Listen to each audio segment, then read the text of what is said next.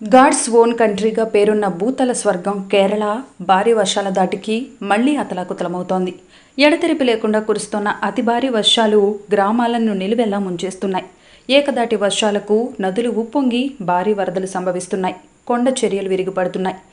బురద ప్రవాహం జనావాసాలను ముంచెత్తుతోంది. 2020 మినహాయిస్తే ఇలాంటి భారీ వరదలు సంభవించడం ఇది మూడోసారి.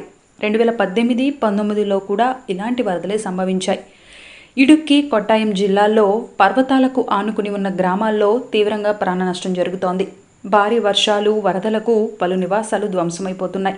కొండ చర్యలు విరిగిపడి ధ్వంసమవుతున్నాయి. భారీ వర్షాలు, వరదల దాటికి ఆయా గ్రామాలకు వెళ్లే మార్గాలు కూడా కొట్టుకుపోతున్నాయి, చిన్న భిన్నమవుతున్నాయి. పెద్ద పెద్ద బండరాళ్లు విరిగిపడటంతో పలుచోట్ల రోడ్డు ధ్వంసమవుతున్నాయి. వాహనాల రాకపోకలు సాగించడానికి కూడా వీల్లేని పరిస్థితి నెలకొంది.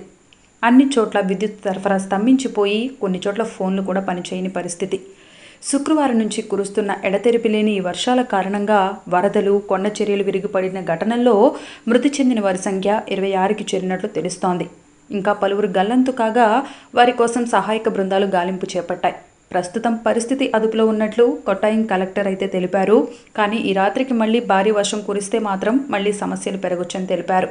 అయితే రాష్ట్రంలో వర్షాలు కొనసాగుతూనే ఉన్నాయి. భారీ వర్షాలతో వాగులు, వంకలు ఉప్పొంగటంతో అనేక ప్రాంతాలు వరద నీటిలోనే ఉన్నాయి. జలాశయాల్లో కూడా నీటి మట్టాలు గరిష్ట స్థాయికి చేరిపోయాయి. భారీ వర్షాల క్రమంలో రాష్ట్ర ప్రభుత్వం అప్రమత్తమైంది. వరద ప్రభావిత ప్రాంతాల్లోని ప్రజలను సురక్షిత ప్రాంతాలకు తరలిస్తున్నారు. త్రివిధ దళాల సిబ్బంది, ఎన్డీఆర్ఎఫ్ బలగాలు కూడా సహాయక చర్యల్లో ముమ్మరంగా పాల్గొంటున్నాయి. భారీ వర్షాలు, వరదలపై కేరళ సీఎం పినరాయి విజయన్ ఉన్నత స్థాయి సమావేశం కూడా నిర్వహించారు. లోతట్టు ప్రాంతాల్లో చిక్కుకుపోయిన వారందరినీ కాపాడేందుకు అన్ని చర్యలు తీసుకుంటున్నట్లు తెలిపారు.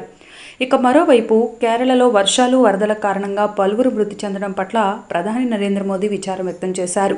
సీఎం పినరాయి విజయన్తో కూడా మాట్లాడారు. కేరళలో వరదల కారణంగా మరణాలు సంభవించడం పట్ల విచారం వ్యక్తం చేసి సానుభూతి తెలిపారు. ఎప్పటికప్పుడు పరిస్థితిని సమీక్షిస్తున్నామని, కేంద్రం నుంచి అన్ని విధాలుగా సహాయ సహకారాలు అందిస్తామని భరోసా ఇచ్చారు.